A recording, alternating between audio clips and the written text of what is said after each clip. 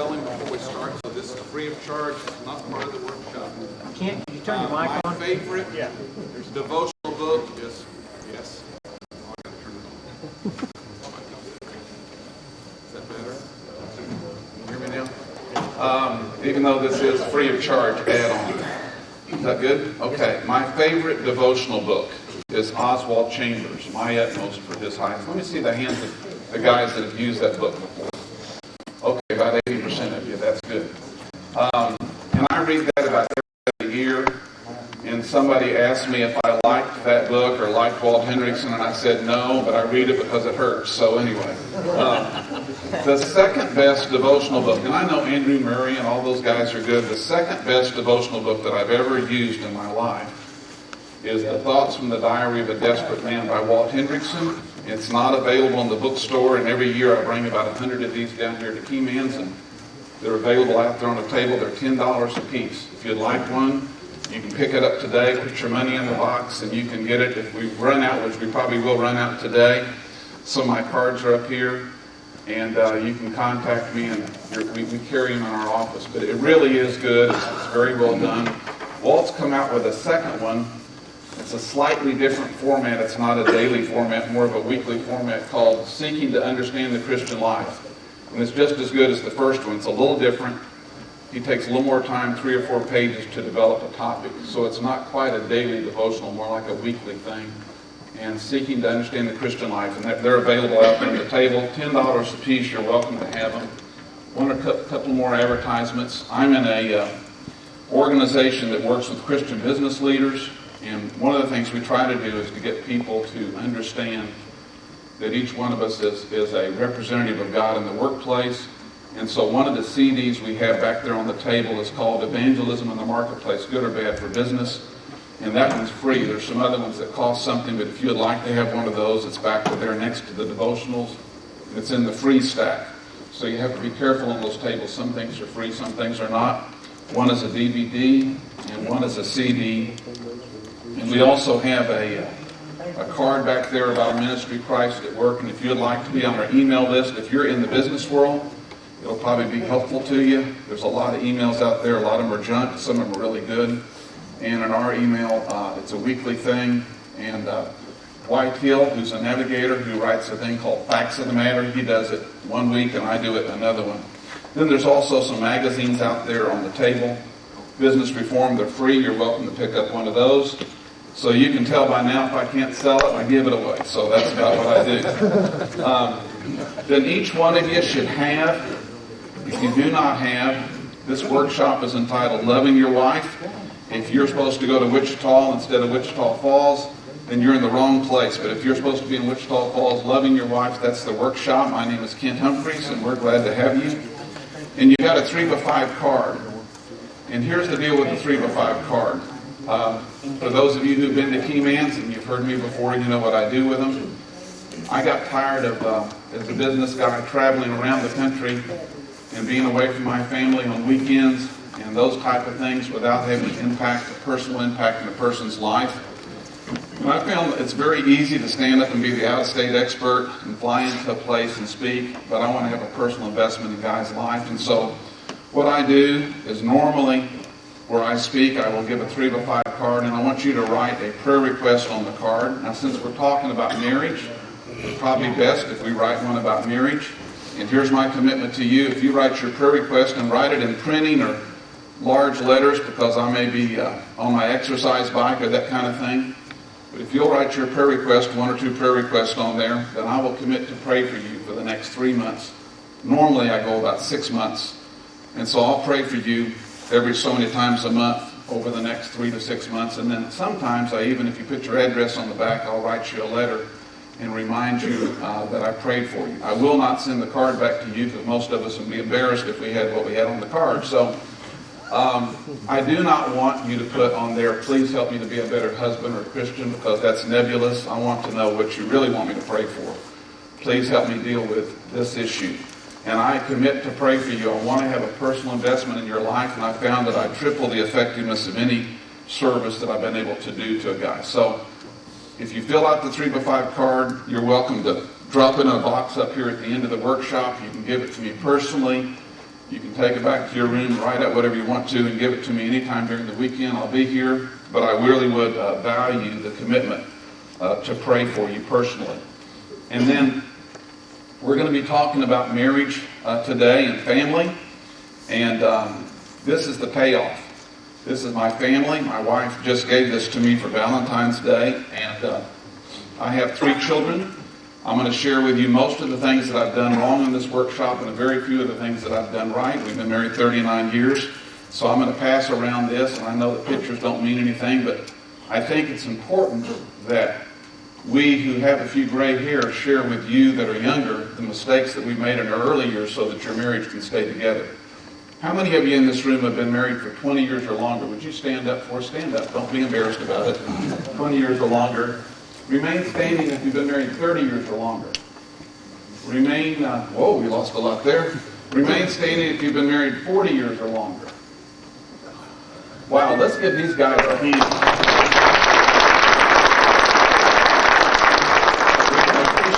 We probably need to be giving your wives a hand, so I'm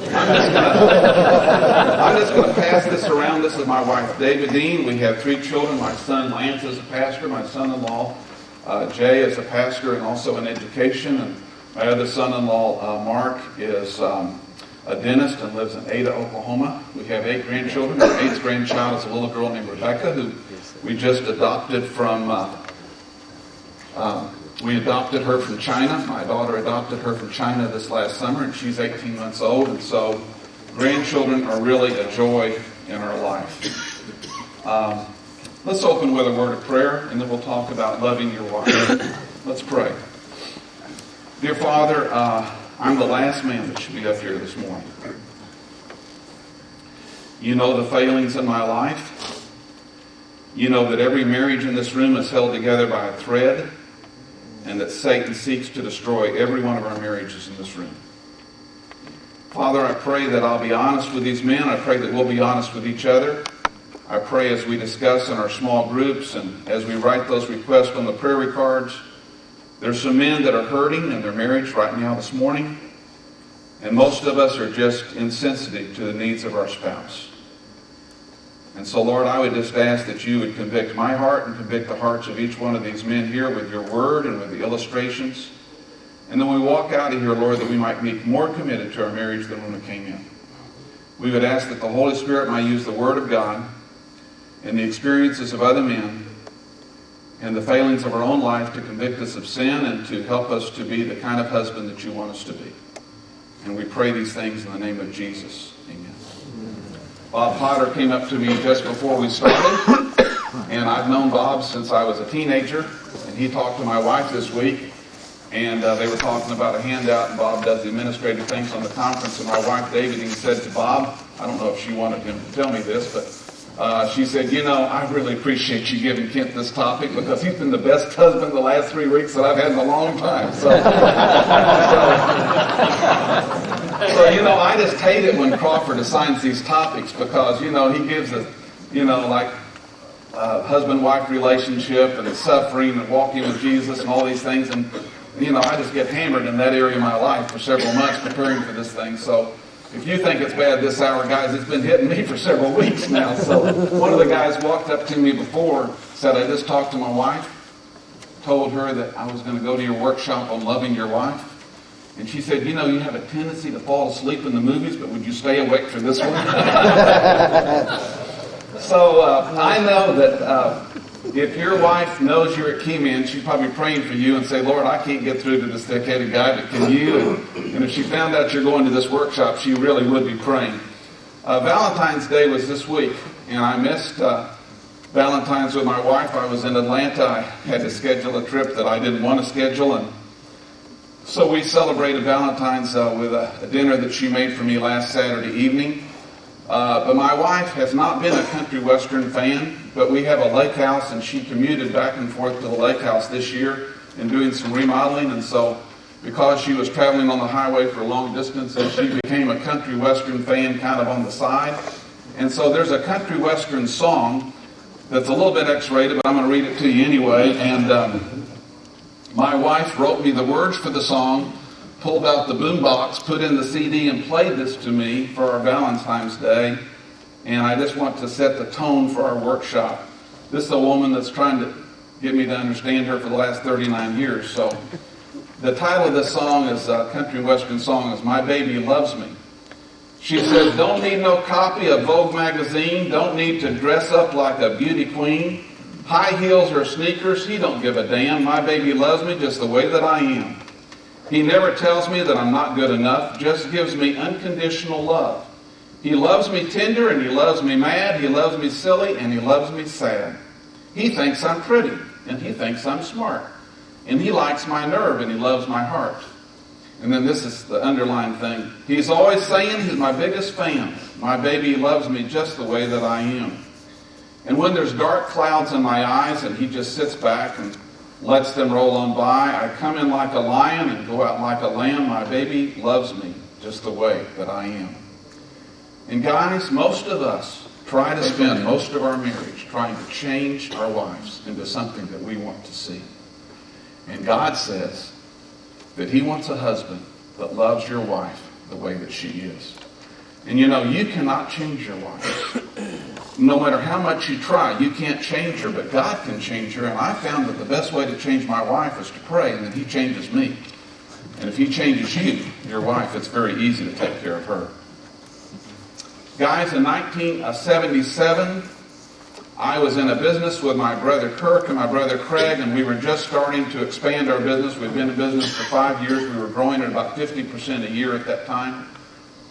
I was active in my church. I was there every time the doors were open. I was a deacon. I was a Sunday school teacher. I was a leader in my church at 31 years of age. We'd been married for a little over 10 or 11 years, and my wife walked into me one night and said, "You want a divorce, don't you?" And I said, "What are you talking about?" I was blown away. I didn't want a divorce. But she said, "You know, by the way that you've treated me and by the way I'm on your priority list, it seemed like that I wasn't interested in her anymore." And in a matter of a few weeks and over the next 20 or 30 years, God's been working on me in that regard, and we're still married today and been married 39 years. But every marriage in this room is held together by a thread because we are selfish people. And any woman that lives with you or lives with me is a marvelous gift of God, because most of us do not deserve what we have. Every marriage, it says on your handout, every marriage in this room is gradually falling apart, and if you do not constantly work on it like you would a house or any property, then it will fall into disrepair.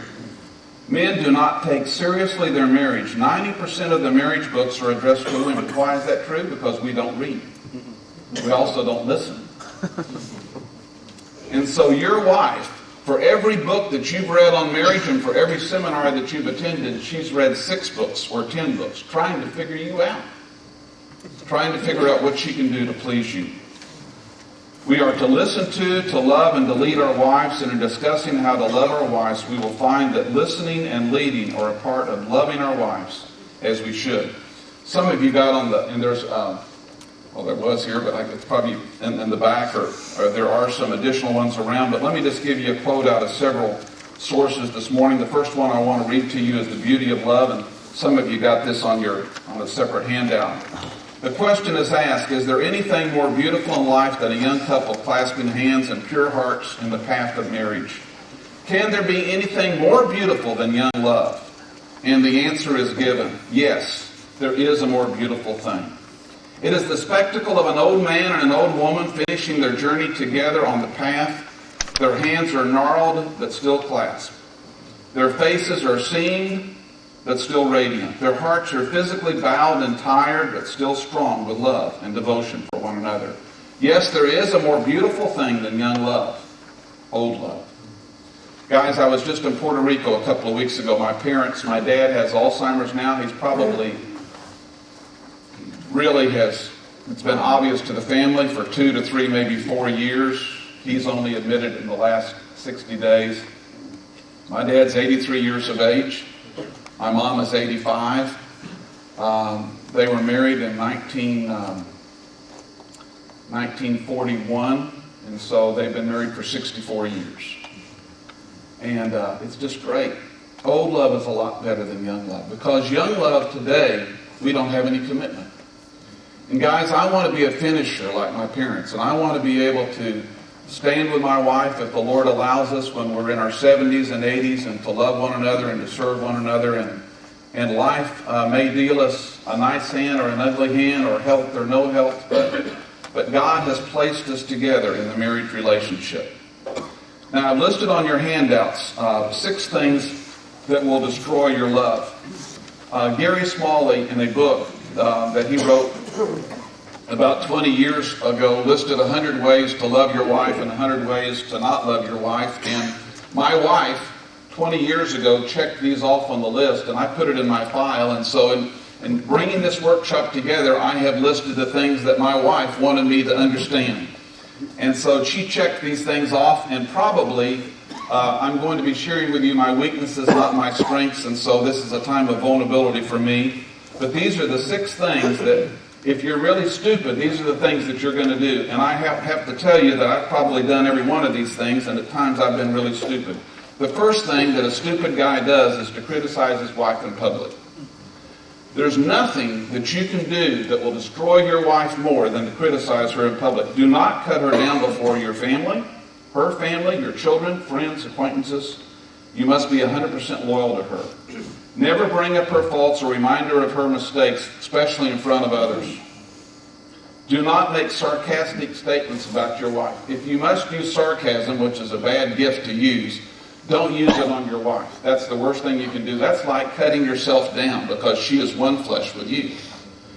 And guys, there's nothing that can destroy a woman more than you sitting with another couple and he's cutting down his wife. Just don't do it. Do not insult her in front of others. Do not nag her in harshness. Do not point out her weaknesses or blind spots. Do not criticize her womanly characteristics or sensitivity as being weak. Do not criticize her behind her back, and never laugh at her dreams. I'm my wife's #1 fan. Now, my wife, if she was the Woman of the Year for the state of Oklahoma a couple of years ago. I'm proud as her as I can be. She's a tremendous writer. She's a tremendous speaker. She's probably the best mom and grandmother alive. She is a fantastic woman. But you know what? None of that makes any difference if she's not #1 in my heart. And everybody, the world can criticize your woman, but if you do not lift her up, and if you're not her biggest fan, then her whole self-image is destroyed. Ephesians 4:32, I had to memorize this when I was a young boy because I was always fighting with my sister. In Ephesians 4:32, when we argued and fought, my mom would send us back to our room. We had to work on the verse again, come back 30 minutes later and quote it together.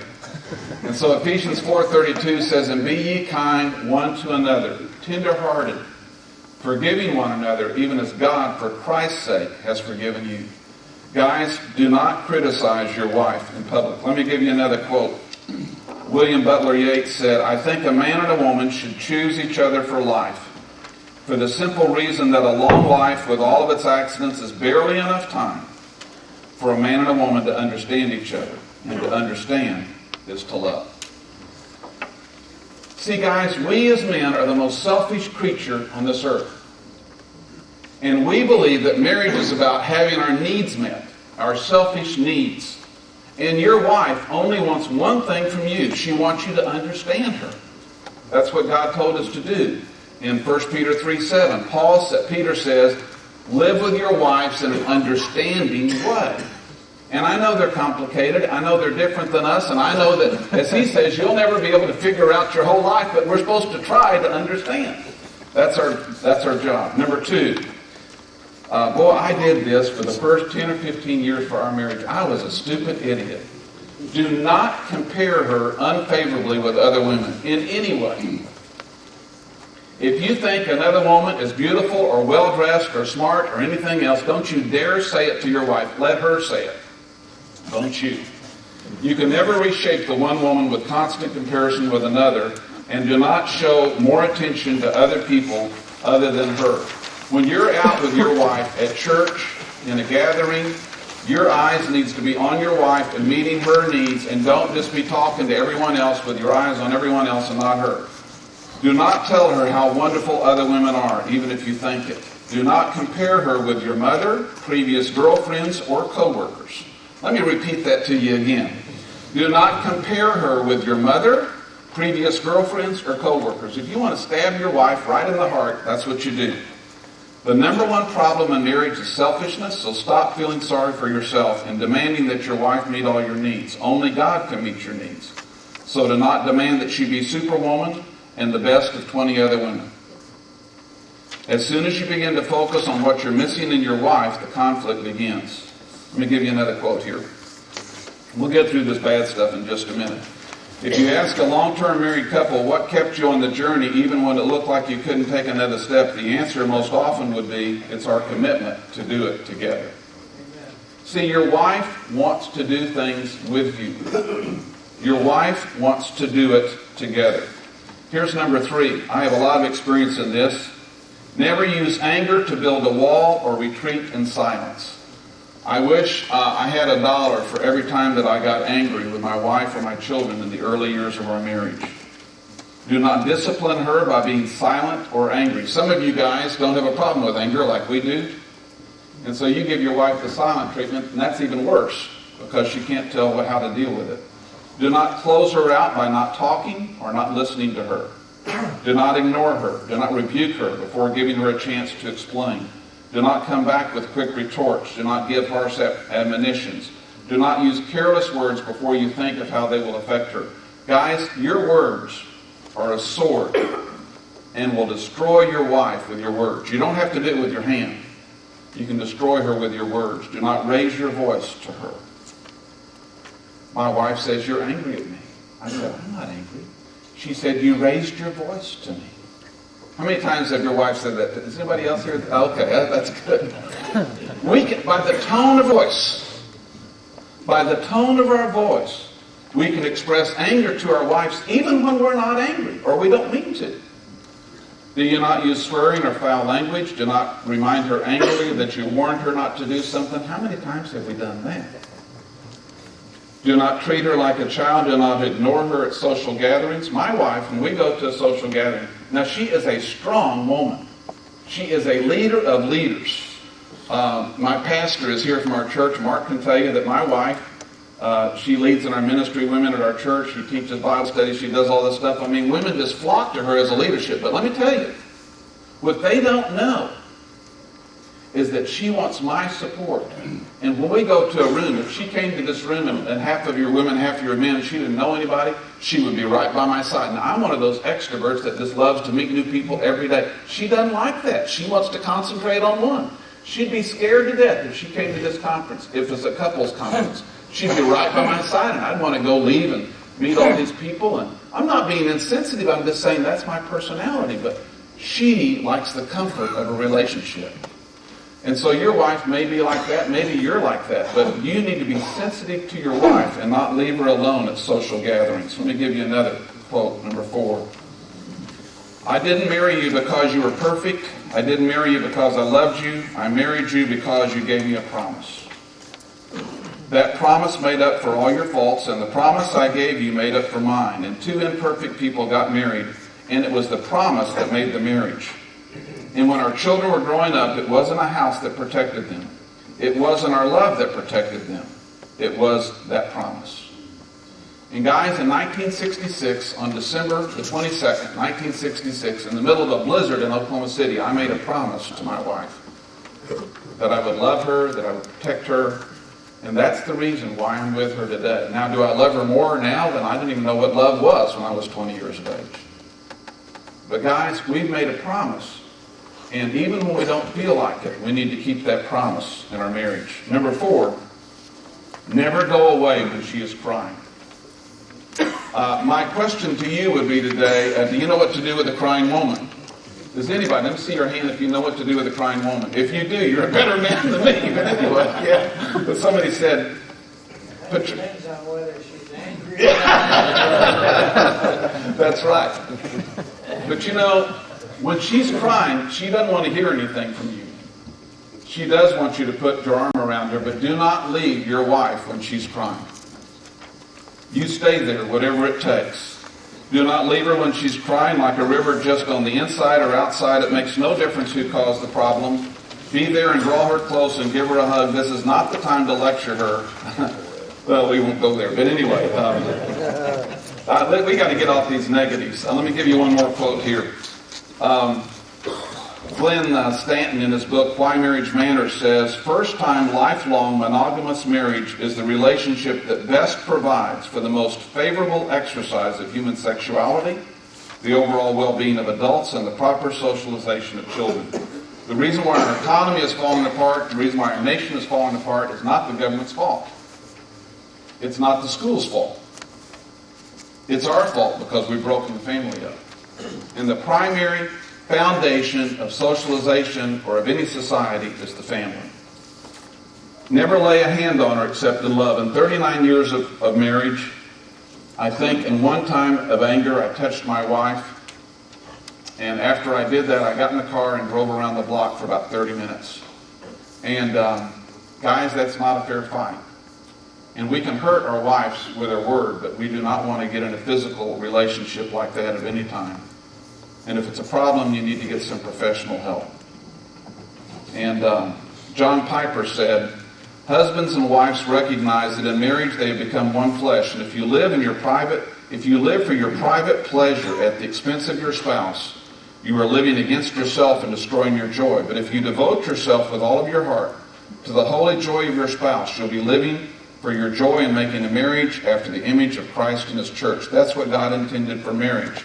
Put the glory of Christ on display by pursuing your joy in the holy joy of your beloved.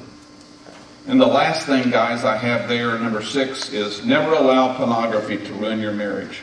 I won't ask for a show of hands on this one. But maybe you don't have a problem with pornography, but most guys do.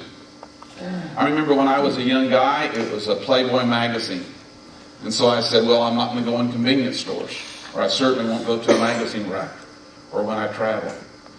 And then they put movies in the hotels, and so I don't watch movies in hotels of any kind.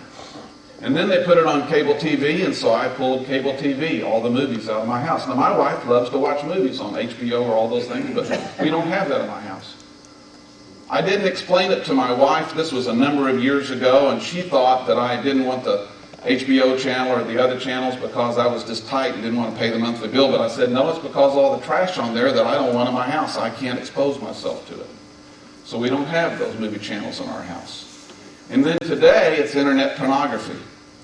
And I remember when I would speak at conferences, guys would come up to me and say, you know, I'm hooked on internet porn, and I would pray for them, and it is a massive thing in our culture. In fact, one of my friends who works with pastors says that a very large percentage of pastors are hooked on internet porn or light porn or various types of that. That many of them, but while they're preparing their sermon or even right before they go into the service, will be looking at women's intimate apparel and that kind of stuff just on the website, and they're hooked by this stuff.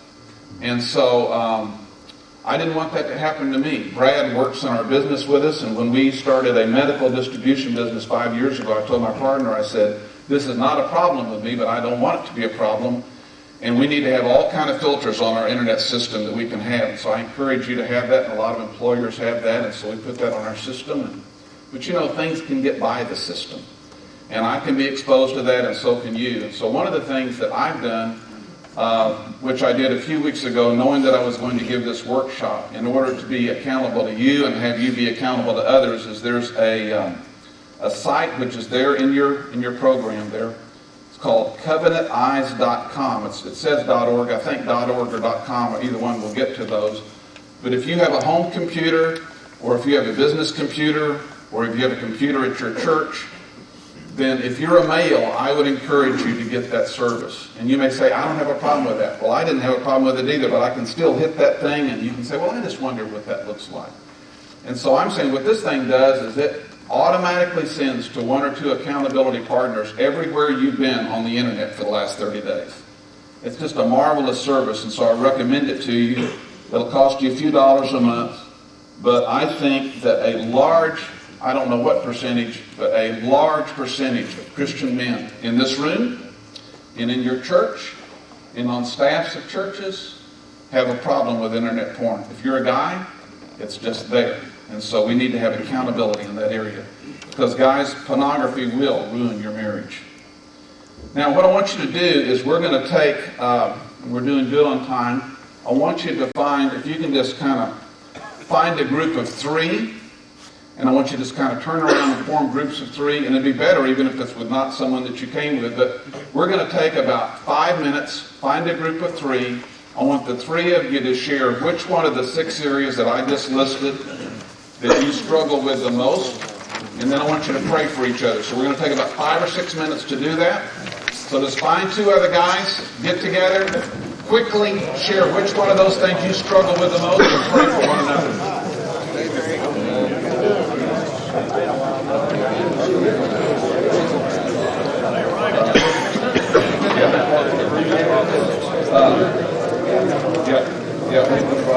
Just that he was good all the time. So I have an email.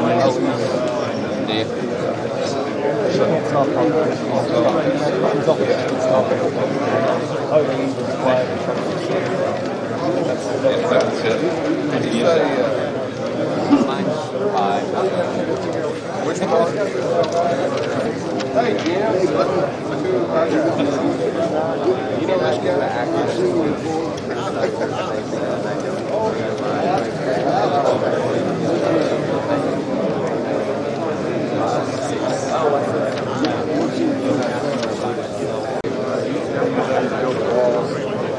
I can be angry inside.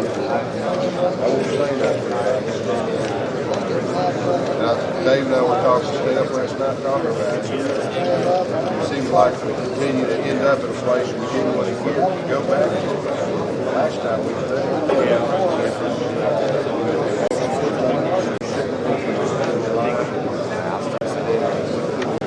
League one is better. I'll never be there again. I want to make that get angry.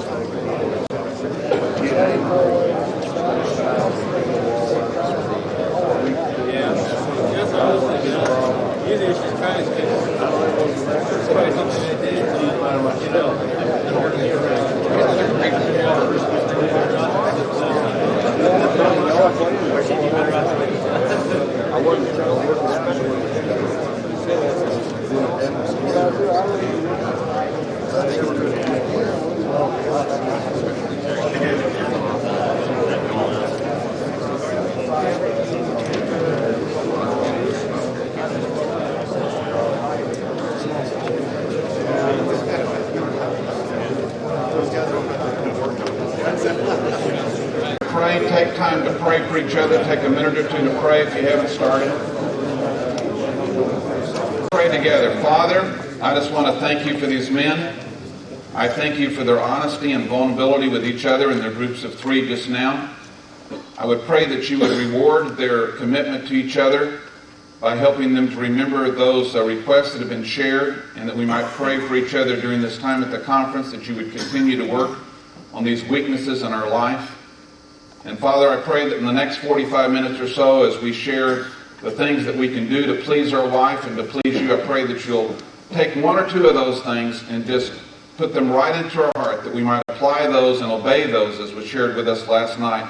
Obey your principles in our marriage and be the husbands that you want us to be. We pray this in Jesus' name. Amen. While you're getting back together, 2 things. Let me, just some comments that I have for you. Number 1, a couple of you did not, if you did not get a handout, or if you'd like a fresh handout that's not written on, if you'll write down my email address is Kent, K-E-N-T, we're supposed to write it on the handout, K-E-N-T at fcci.org. K-E-N-T, Kent at Frank Charlie Indigo, fcci.org. You can email me and say, email me a handout, that kind of thing. Second thing, if you would like a cassette on parenting, if you'll take above your, I just thought about this during our break, above your name and address, if you'll just write parenting, I'll send you a cassette or a CD on parenting. If you would like one on grandmothering that my wife has done recently, just write grandparenting, grandmother, grandfather, that kind of thing. So if you want one on parenting and or grandparenting, just write those words above your name and address, and I'll be glad to mail you one free of charge. Okay, take your hand out to look at 12 steps to grow, to show love to your wife. We're going to go through this fairly quickly. I want to read to you out of Ephesians 5. It's there in your handout. There's 3 or 4 principal scriptures that you really need to understand as a husband. Ephesians 5 is a principal one. Colossians chapter 3, verse 19, and that area is another one. 1 Peter chapter 3, verse 7, and that area is another one. But let's look at Ephesians 5. Husbands, love your wife just as Christ loved the church and gave himself for her. That's how much we have to love our wife. In the same way, you husbands ought to love their wives as their own bodies. He who loves his wife loves himself. After all, no one ever hated his own body, but he feeds it and cares for it just as Christ does the church. However, each one of you must love his wife as he loves himself, and the wife must respect her husband. All God asks of us is to love our wives as much as we love ourselves. And is there anyone that doesn't love themselves unless you're really having a depressing day? If I ask your wife what number one thing you could do in your marriage, 90% of the women in this room, of the best of you husbands, would write down this first word: communicate. And what that means, guys, is not speaking. It means listening. Communicate, communicate, communicate. I gave this handout to some ladies in the office, and I said, just highlight the things you want me to emphasize with the husbands. Highlight, extra, underline, communicate. Happy people communicate well. Learn how to listen in order to understand her. Marry a woman that you want to talk to. As you get older, their conversational skills will be as important as any other. Proverbs 25:11, a word aptly spoken is like apples of gold in settings of silver. Some of you that have trouble going to sleep, I don't have trouble going to sleep in the movie, but one of the guys gave me Psalm 77, verse 4. Says the Lord will keep your eyelids open. So if you're having trouble staying awake this morning, you can turn to that psalm. Listen to this one right here. Put a star next to this one. Never interrupt. Never use sarcasm. And for me, circle it and say, never ask threatening why questions. Do you have that problem like I did? Why did you do that? I mean, maybe you're not as stupid as I am, but guys, if you want to get your wife unhappy with you, just ask her why. Be a student of your wife. Ask and listen. Ask her how her day went. Listen, listen, listen, listen, and listen some more. Proverbs 21:11, a wise man learns by listening. Ask her opinion frequently. Value what she says. Put a star next to this one. Turn off the TV and put down the newspaper. When your wife comes in to see you and asks you about something, she will not believe you unless you turn off the television. If you take that remote and turn off that television and you set down the newspaper, she will think that you've been sanctified. I mean, she will think, I don't know what happened at Keyman's, but let me raise a scholarship for you for next year. I mean, guys, I can't tell you how important it is for us to listen to our wife. And that means not with the television blaring, not with the newspaper or something else. Put it down, turn to her, look at her, and keep your mouth shut and listen. Attack the problems, never each other. We could spend a whole time on communication. Let me give you 3 little tips that I've used on communication. My wife and I can learn what's important to you by looking at your calendar. Now, I travel about 35 to 40% of the time. So I have to set. Have you ever seen the jar and you try to put sand in the jar and it fills it up, or you put pebbles in there? And you have to put the big rocks in first if you're going to do that. So you put the big rocks, and then you put the pebbles, and then you put the sand, and then you put the water. So the problem is we put in the water first and then the sand, but there's no room for the big rocks. The big rocks are your priority relationship with your spouse. So here's what I do is when I start the year, we decide when we're going to have a time just for my wife and I to go on a trip together. Now you say, well, I can't afford much. Well, you can get off for a few days to do something, even if it's camping at a state campgrounds. But you need to get a time. You say, well, I've got young children. Well, trade off with somebody. Send them to the grandparents. Like me, we'd love to take care of them, for our kids. But anyway, so trade off, find the grandparents, find somebody, but get alone with your wife. I mean, not just to have sex for 3 days. I'm saying, guys, just get alone with your wife so that you can communicate with her, because she will value that. And every year in our marriage, most times we've set aside at the first part of the year a time when we either get alone as a couple or alone with some other couples. In fact, we have a group called the Empty Nesters, and people who all their kids went off to college one year. There's 7 of us. We get together every August. And then on our 30th anniversary, my wife said, what would be the greatest thing that we could do to celebrate 30 years together? And we decided that it was to take some of our other friends who were about married about the same time as us and just go away for 4 or 5 days. And so this December is our 40th anniversary and her 60th birthday. And I said, what would you like to do to celebrate our 40th anniversary? And she said, I had such a great time 10 years ago. Let's do that again. So we're going to use frequent flyer miles and that kind of stuff and go off with 6 other couples of our empty nesters. But I mean, they just love stuff like that. But get a time alone with your wife or a time when you can be with another couple. Another thing is, for those of you that have children or grandchildren, schedule 1 week a year just with your family. With your children, we do it with our grandchildren now, our children and our grandchildren. We go to a ranch in Colorado, we go someplace, we may go to the lake. Just get a time, because you communicate to your wife what's important to you if you put it on the calendar early in the year and do that kind of thing.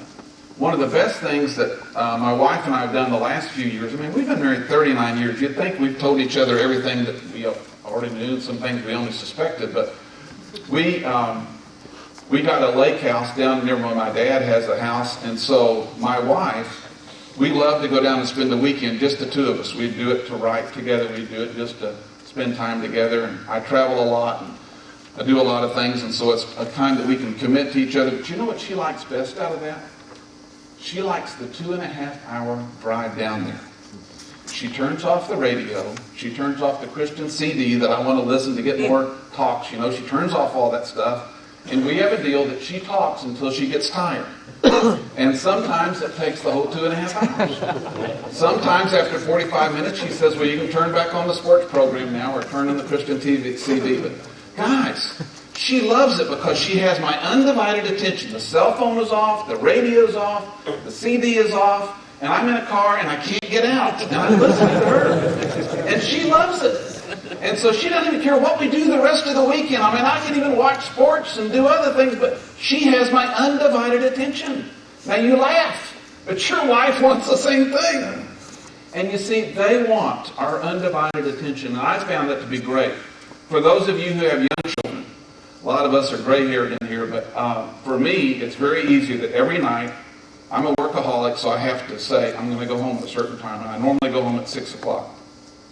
I could work till 8 o'clock or 9 o'clock. And there's some times that I do, but my wife knows that I'm going to be home at 6:30. If I'm not home at 6:30, then I call her. And we need to show respect to your wife by letting her know when you're going to be home. So, but I get home at 6:30. There's no kids, there's no grandkids there in most cases. So we have dinner. We don't watch TV. We have dinner together at the table, looking at another person. And sometimes it takes 15 minutes, and sometimes it takes an hour and a half. But she has my undivided attention. When does your wife have your undivided attention? If you have small children, then have a time when you get with her once a day.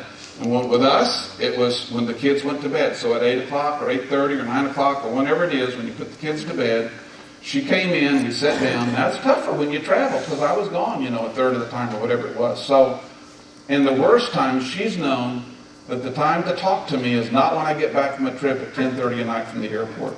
And so she's smart. So she doesn't unload all the issues on me right then. She waits till the next morning and unloads them with me. But anyway, don't unload things to your wife as you're getting into bed or that's not the most romantic thing you can do. So the main thing is communicate, but you need to have a time. You need to go home and ask your wife and say, when is a time in our busy schedule when we can sit down face to face at least 3 or 4 times a week or daily where she is able to unload? Because we know what she does, guys. If she does not have a time to unload for you, then that thing builds up. And what that's telling her is that you don't care about her issues, that they're less important to you. My wife is my number one counselor in all of my work issues, and I lead a ministry, and there are more issues than that than there is in the work issues. And your wife, my wife is just my number one counselor, and so she sits there, and I give her the issues, and she talks, and it's just the greatest thing in marriage that we could ever have. So number 1 is communicate. Number 2, took a long time on that. Number 2, protect her and make her feel secure. Your wife wants you to be her knight in shining armor. Support her in front of your children. Guys, never disagree with your spouse in front of your children. If you're going to disagree, close the door and figure it out, but don't do it. You need to give her a sense of security. In a crowd, in her weak areas, as you walk down the street. When you're walking down the street, did you know that we're supposed to be protective of our wife? I bet no one ever told you. Did you know that when you're walking with your wife or another woman, as you're walking down the street, you need to walk on the outside, be protective of her. When I'm walking on the right and the sidewalk switches, and all of a sudden that's the outside, I move over next to the street to protect my wife. I don't say anything, but you know what that says to her? I'm protecting her. Now, if we got in a dog fight, she'd probably be tougher than me. But the fact of the matter is, it's my job to protect her. And she relies on you. An example I put on the next page, a AAA card. I hope nobody here works for AAA, but I buy a AAA card.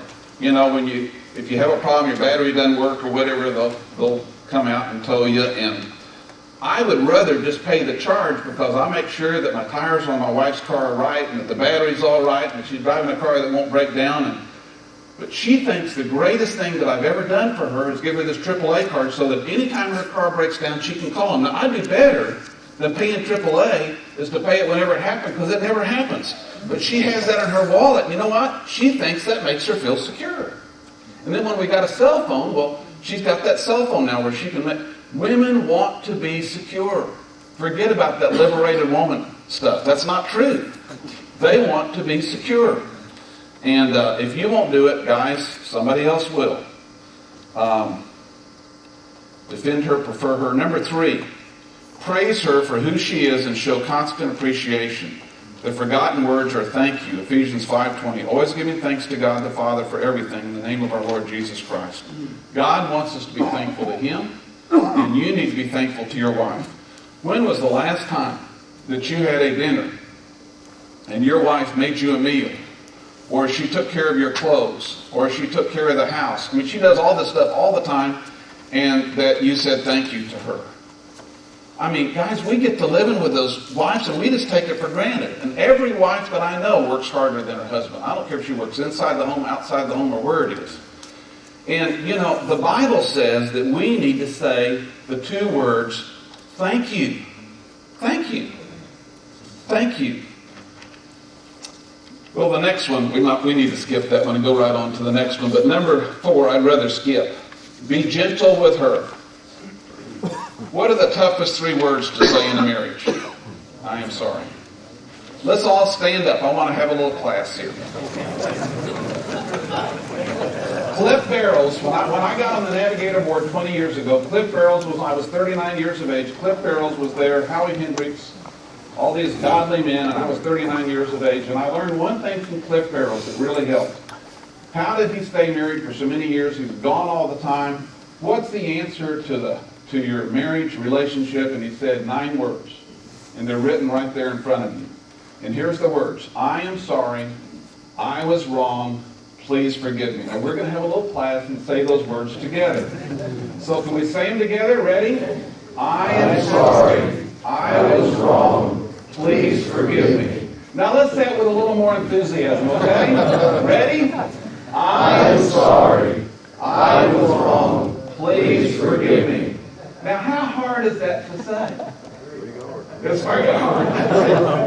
Let's try it one more time then. Ready? I am sorry. I was wrong. Please forgive me. Okay, you can be seated. Now, guys, the best anecdote for your marriage of ever fouling it up is those 9 words. Cliff Barrows says you memorize those 9 words, and you know when it's going to have to do it, and we have to probably do it every day. But you know what? That's all they want us to say. They know we're messed up, and they know we're selfish and that kind of thing, but they want to hear us. It's so hard for a guy to say, I'm sorry. I was wrong. Please forgive me. And I can tell you that from my own experience, my dad's experience, Cliff Barrows with the Billy Graham team, it works. And so be gentle with her. Guys, the scriptures tell us that 1 Thess 2:7, and we were gentle among you, like a mother caring for her little children. Your wife wants to treat her, is it out of the New International or New something that says, treat her like a tender plant. I mean, we need to be gentle with her. You need to discover the fears in her life, illness, death of spouse. Find out what makes her insecure. There's a big label on your wife's forehead. You didn't see it, but it's written in invisible ink, and it says, handle with care. And who do we treat worse than anybody else? The boss, the person at the work, the person at every place else. Who do we take advantage of? Our wives. Because we don't handle them with care. And that's why 1 Peter 3:7 says, live with them, treat her with understanding as you live together.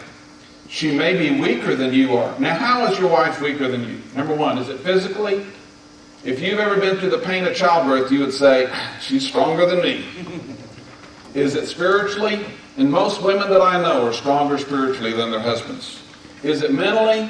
Not in my case. Most women that I know are smarter than their husbands. I don't know exactly which way it is. It probably is emotionally. And God has given you a woman who may be not as emotionally strong as you. I don't know exactly what the ways are, but the Bible says she is weaker than you are. She has a different emotional makeup. God made her to be dependent upon a man. And you're the guy. Now, she doesn't get a second choice. I mean, she's got to put up with you anyway. So, you're the guy. So, be her protector. Number 5, define the responsibilities in the household. My brother Kirk and I, who's going to speak tonight, Kirk and I were in business together for 17 years. We had a wonderful 15-year partnership. The first couple of years we nearly killed each other. We had a problem in that we were equal owners and we had to define what our responsibilities were. And in a marriage, you need to define what the responsibilities are. When problems happen, the problems is we didn't define whose area of responsibility is that. And so our responsibility is to lead, do not abdicate your role. The worst thing that we're seeing happen in the American homes today is the men have abdicated their role of leadership. Now, guys, get back up there and lead. But the leader means you need to protect. The reason why the women are taking over leadership is because we guys were passive and didn't do our job. God wants us to lead. So don't abdicate your role. She wants you to lead. You may think she doesn't want you to lead, but her problem is submitting, but she wants you to lead. God wants you to be a loving leader. And discipline the kids in love and not anger. Define roles of responsibility. Make sure that you have your act together when it comes to discipline of children, particularly in that area. For those of you that have young children, it's a real thing in terms of areas of responsibility. Number 6, serve her. I said, take out the trash without being asked, wash the dishes, clean up the kitchen. The other night, I mean, I'm terrible at this, but the other night there was a bunch of dishes on the kitchen cabinet and that kind of thing. And I am so bad at this that I just rinsed off some dishes and took care of them and that kind of thing. And my wife, you know what she said? Oh, thank you for helping me. And you know, guys, the little things that we do around the house, it's a lot cheaper than going to the jewelry store. I mean, it's a lot cheaper. Now, I like to go to the jewelry store too, but I want to cover all my areas and not miss anything. So, but serve her, do the little things, share the responsibilities, take care of the kids before dinner. Some of the ladies underlined that, take care of those things. Do little things for her. I put an example, pillows on the bed. My wife and I were in Puerto Rico, staying with my parents, and we were in this room that had a couple of beds, and so I was next to the window, and I would get up every morning to go out on the beach and walk for about an hour to an hour and a half and pray and just walk by the ocean. In Oklahoma, we don't have things like that, and so I had a wonderful time doing that every morning. My wife would enjoy sleeping in, and so one morning, a couple of mornings, I would get up before her, and so what I did is I saw that the sunlight was coming in the window. This was just a week or two ago, and so I took the pillows and stacked a couple of pillows up and put the sheet over them, so I kind of made a protective barrier so the sunlight wouldn't hit her eyes. And about an hour later, she woke up and looked at the sunlight and saw these pillows stacked up on the bed and said, why did the idiot do that, And then she figured out that I blocked it so that the sunlight was not coming in to wake her up. So when I got back from my walk, she said, thank you for doing that out. I couldn't figure that out for a while to see what you were doing, but But it's the little things, guys. It's not the big things. It doesn't cost a lot of money. It doesn't even cost a lot of time. But it's the little things. Finances. Have clear objectives together. Do not make her feel bad about money. My wife grew up in a home where the principles of how you earn and save and spend and all that kind of stuff were not clearly articulated, and I grew up in a home where we learned those like boot camp. And so probably in your marriage, one of you had training in that area and one of you didn't. And the number one problem in communication in marriage is not sex, it's money. And we have struggled over this for years.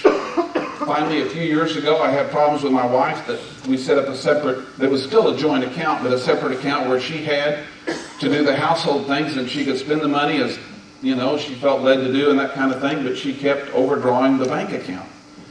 And I would get so angry because I was paying those banking charges and also my credit rating, and I owed a lot of money to banks around Oklahoma City, and that was not good.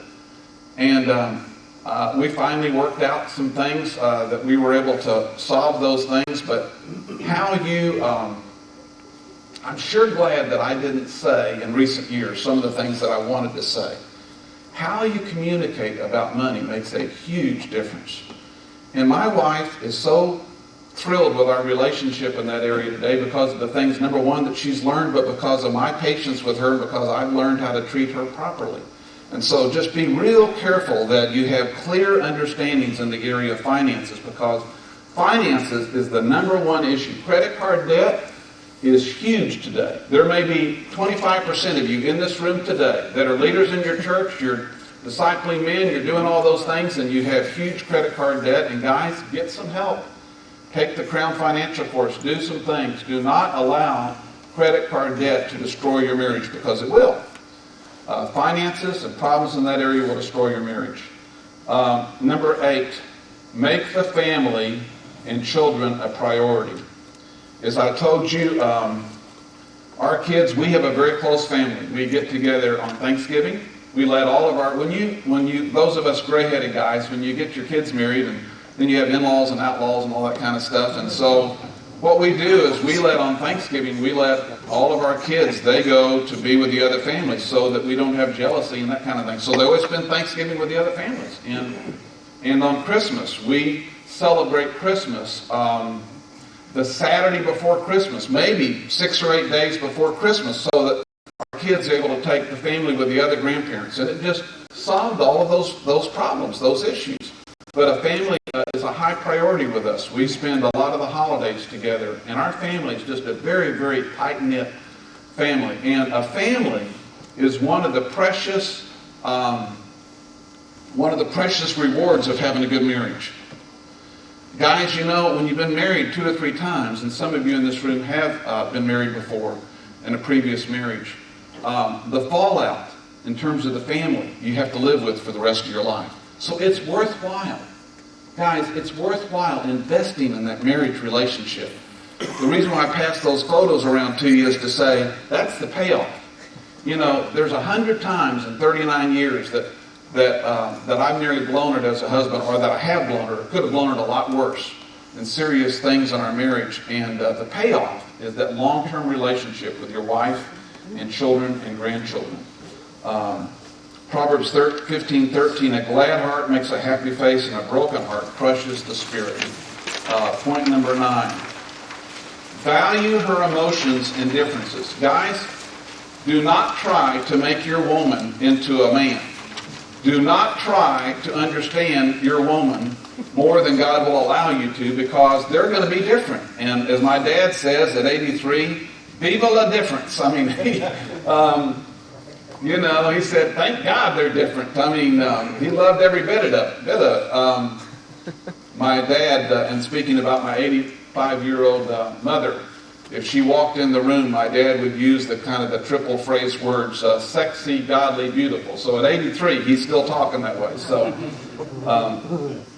value the differences between you. Learn to acknowledge, accept, respect the differences in the way that you and your wife think, feel, and speak. If you and your wife think and feel just alike, then God doesn't need you together. But there are some things that my wife and I have philosophy in the same way, but she thinks differently than I do. She feels differently than I do.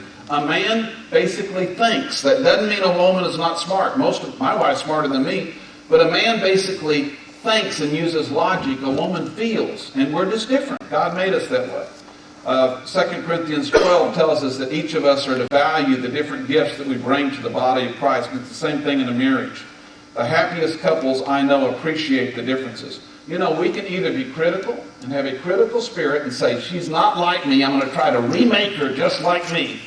Or we can value her differences and thank God that she's different and that she complements us. We're to complement each other. And then I've got a highlight on this. Remember that a woman's emotional needs, she needs intimacy as men need sexuality. If I could say anything in this area, guys, is that closeness in marriage to guys means sex. That's all. It's not. I don't know if it is every 7 seconds that the experts say, but it's something like that. It may be every 27 seconds or every 7 minutes. I don't know, but we do think about it quite often. But to women, sex is important to them. But even with our pleasure-driven society, what a woman wants is intimacy. And guys, you can offer that to her. She wants emotional intimacy. She wants to feel like that you're seeking to understand her, that you're seeking to get on her wavelength, and that you're seeking to make her secure in that and to fulfill the needs that she has. Most women think our sexual needs are impossible to meet, but we can listen to the heart of your spouse and so understand her emotions and her differences. Now, number 10, I say don't forget the flowers.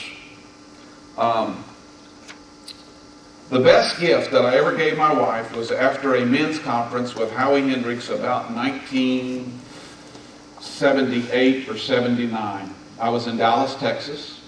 It was on a Saturday. It was February the 14th. I had not gotten a gift for my wife. I had not gotten her candy. I had not gotten her flowers. Shame on me. It was 5:30 and I was driving home from a men's conference, and it was Valentine's evening, and I had to get something for my wife. And so God gave me the most creative idea I've ever had in my life. I don't have creative ideas. I'm a klutz in that area. And I went into a little drugstore. I remember it. It's at 30th and May in Oklahoma City. And I bought my wife a Valentine's card, one of the last ones on the rack. I'm sure you've never done this. And I went to the counter and I bought my wife a stack of blank 3x5 cards, just like that prayer card that you have today. And I bought a blank, unlined 3x5 cards. I think they may have even been colored. I don't know if they had colored in those days. Maybe they were white. And I sat out in the car, guys, for 30 minutes before I drove home, and I wrote out 15 cards of things that I would do for my wife. And one of them was to take her out on a Coke date. Another one was to take her out to a movie. Another one was to give her a back rub. Another one was to do chores around the house for so many hours a day. Another one was to fix dinner for her, whatever it was. And for 15 or 20 cards, on a blank 3x5 card, I took that and I wrote out the things quickly, thinking as fast as I could, knowing that I had to do something. And the clock was ticking. I went home, presented her the card, presented her the 3x5 cards, and it was and I've spent a lot of money on jewelry for Valentine's, but it was the nicest gift that she's ever gotten in 39 years of marriage. Now, do you know what she did? She went to church the next day, and she told her friends what her husband had done. And do you think the other guys got in trouble? Yes! And do you think the other wife said, why didn't you do that for me? Yes! You know what was interesting? It's by far the best present I've ever given her. And it cost me 39 cents back at that time. You know what the most interesting thing was? My wife never redeemed most of the cards because she knew she had them and she didn't have to. And if she wanted a back rub when we're standing out in our church together, my wife, even in public places, will just turn her back to me. And she has rheumatoid arthritis. She's had it for 20 years. And I simply just rub her back, massage her back out in public, in front of everybody else. And she just purrs like a kitten, and she thinks it's the greatest thing ever. And when my wife wanted me to do something, she never redeemed most of the cards. Some of those cards I found 10 years later in her desk drawer. Never had been redeemed, but she had them to redeem. And the fact that I said, I'm not going to give you a gift. I'm not going to give you flowers, although it's a pretty good deal. I'm not going to give you candy. I'm going to give you myself. And I gave her 3x5 cards that I gave my time. And that's what your wife wants from you. Now, next to that, the best thing is flowers. I was doing a marriage conference with one of my friends, and he was sitting on the second row, and we'd gone to Tulsa, Oklahoma. It was about 15 years ago, and I said, you know, the idiot in this room is a guy that thinks that flowers fade in 3 or 4 days, and so therefore it's a poor investment. He is a stupid fellow, because it doesn't make any sense whether it's logical that flowers fade in 3 or 4 days. And I said, the smart man buys flowers for his wife because they value the commitment that those flowers show. So what the guy did is went home. He had been married for 13 years. He's a member of our church, Mark. You probably figure out who he is. A good friend of mine, but very insensitive as a husband. He went home, bought flowers for his wife, and she nearly had a heart attack. But guys, you know what? You can buy them on the street corners now. You can go. You don't have to call the florist and pay $50 or $60 or $70. You can go to the supermarket and buy them for just a few dollars. You can take them home and put them in a vase. But if you do them for Valentine's, it'll give you some credit. If you do them for her birthday, you'll get some credit. If you do them for your anniversary, you'll get a little more credit. But if you do them when there's no special occasion, you'll really get a lot of credit. And guys, women love them.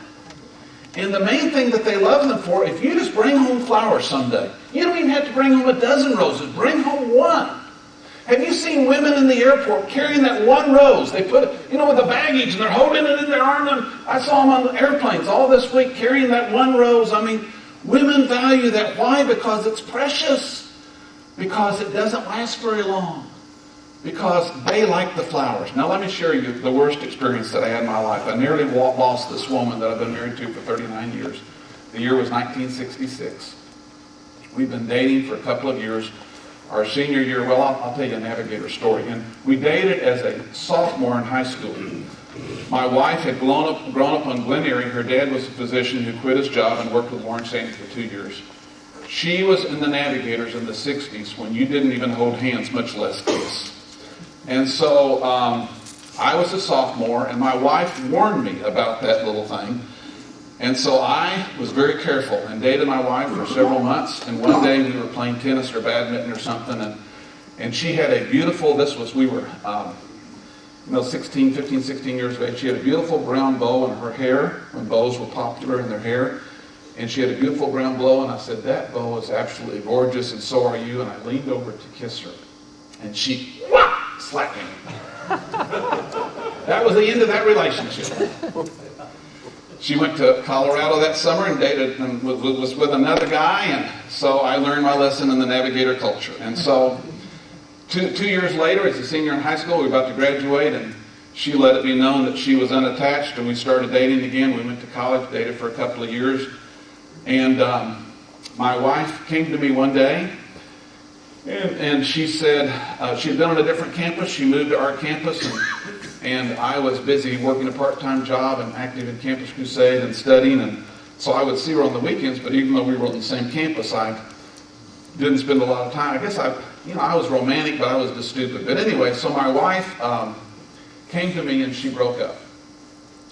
And man, I was crying. I was a 20-year-old guy, and went to my parents, and man, I was just heartbroken. We dated for a couple of years, and my dad said, well, son, do you love her? I said, well, yeah. He said, well, show her that you love her. And so over the next 7 days, here's what I did, guys. Number one, in my tears, I wrote her a 7-page love letter about what she meant to me. The next day, I called her and said, could I just take you out for a Coke? We weren't supposed to be dating anymore, but she had always wanted to go out just for a Coke. Because why? Because she wanted to talk. But I didn't, realize that. So I asked her to go out for a Coke, and then I took her a box of candy. And then I took her some flowers, and after 5 days of flowers, candy, love letter, I walked into the florist. It was on a Wednesday night in Oklahoma City, and the florist had closed at 6 o'clock. And I knocked on the window, and I was desperate. And the guy said, we're closed, we're closed. I said, listen, I have to have some. So he was sweeping the floor. So he opened the door. My wife loves to tell this story. And he didn't know what he was doing, and I didn't know what I was doing. So he got a box. And he just started putting some of this and got about $80 worth of flowers, And I said, well, how much do I owe you? He said, oh, give me $5. So I gave him $5. I mean, I go with this huge box, but guys, I had not been sensitive. I had not taken my wife to a walk at the duck pond in daylight, not at night. I mean, just for a walk. I had not written her a love letter. I had not brought her flowers. I had not brought her candy. I had not showed her attention. And I did this for a week, and she didn't know what to do. So she got in her car and drove down to Dallas and talked to a woman and said, what do I do with this guy? He's changed all of a sudden. And the lady said, well, do you love him? And she said, well, yes, but, he's so insensitive, and he doesn't understand, and he's done all these things wrong. And she said, well, maybe he's trying. So she came back, and we got back together, and a few months later we were engaged, and then we were married. But guys, what that showed me is that they want to know that they're number one in our heart. And does flowers mean anything? And they fade in 7 days? Yes. But you know what? If you bring her home flowers, and it's not her birthday or anniversary or Valentine's or whatever, and you just said, I just brought home this rose, or I brought home these daisies, just because I love you. Guys, what that says to her is she's number one in your heart. And the little things are what will make a marriage. When you ask your wives, if I didn't have you here and I had just your wives, they would not mention the big things and the money you spent and all that kind of stuff. If I ask them, what do you appreciate about your husband? They would say the little things. It's the little things. Let me give you another example. This is terrible. We were at a big conference at the Ritz-Carlton Hotel. I was the speaker at the conference. This is with the organization Christ at Work that I'm with before I became a leader in the organization. I was just a business guy. I went there to speak. I think it was in Phoenix, Arizona. I remember it like it was the other day. It's probably 10 or 12 years ago. And we were getting ready at this fancy place to go and meet with these business leaders and their spouses. And my wife on that day put on a beautiful silk type looking blue blouse. And you know how long they take to get ready. And she took all that time to get ready. And we approached the door of the hotel and got ready to leave the room.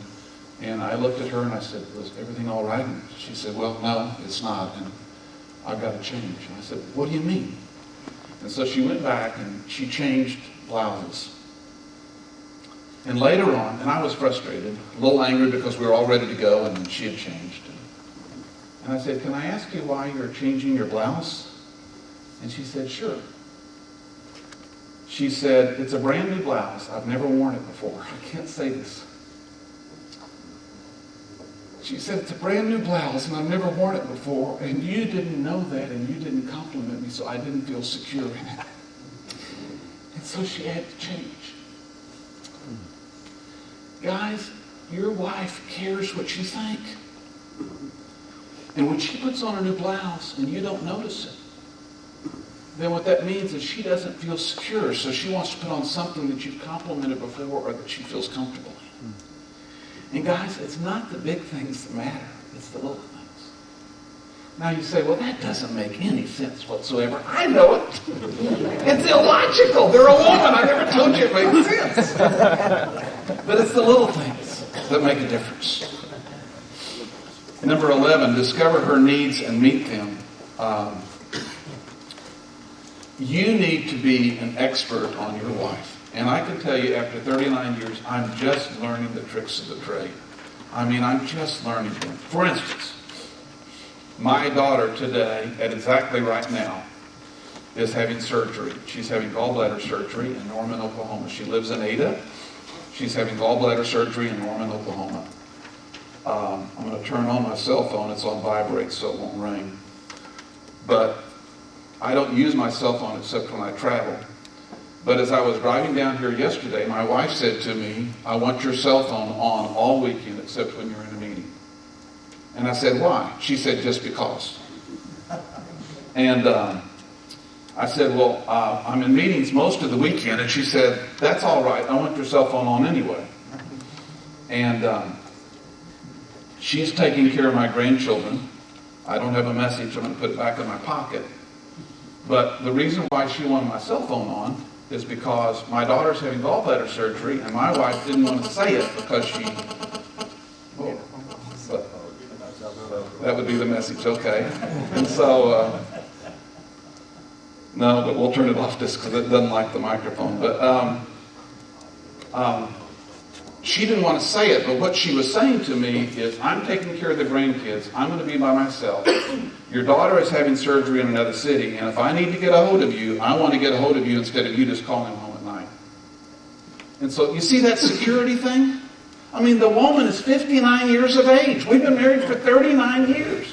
My daughter is under the care of excellent physicians in Norman, Oklahoma. But to my wife, what she wanted is my attention and my availability to her, right? It doesn't make sense, but that's the way they are. So, number 12, put a star around this and circle it. Say I love you several times a day. Say it 1,000,000 times a year. You cannot say it too often. Has anyone figured out what the limit is for one day?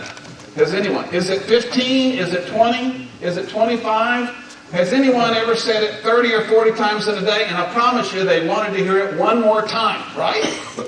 One more time. Guys, if we don't say it, somebody else will. When I get up in the morning, when I go out, particularly when I go out to work, I love you.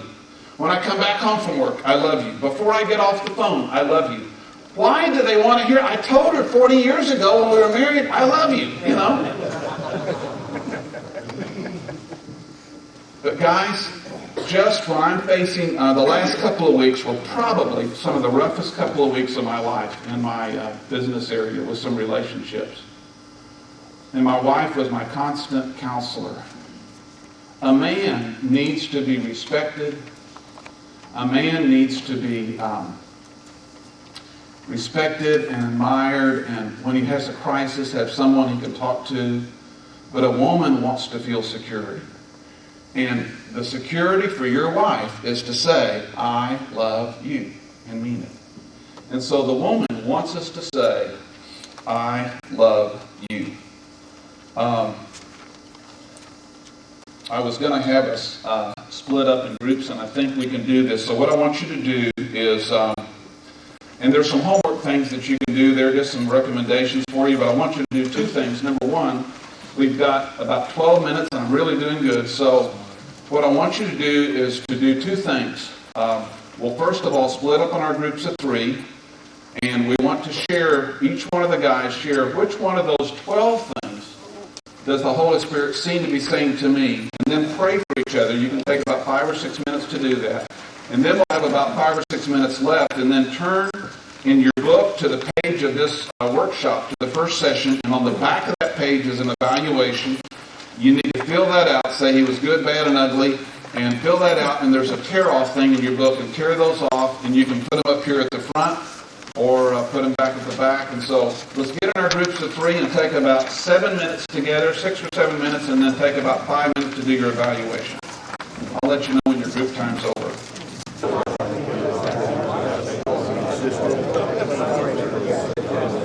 Let's just have a word of prayer, guys. We're going to have a word of prayer and do your evaluations. Father, we thank you for this time. I pray, Lord, that you'll let us leave here with just 1 or 2 things that we've shared with the other men that we can be accountable to, that we're going to work on in marriage when we get home. I pray, Father, that you'll help us to have the courage to do the 1 or 2 things that you've asked us to do. And I pray as each of these men writes their evaluations now, that if you haven't shown them those things, that you'll show each one of us what you would like us to do. Father, we thank you for your word. We thank you for our wives and what they mean to our life, and help us to be more sensitive and loving and unselfish with them. In Christ's name we pray. You'll take a minute to write out your evaluation, and bring your evaluation to the card.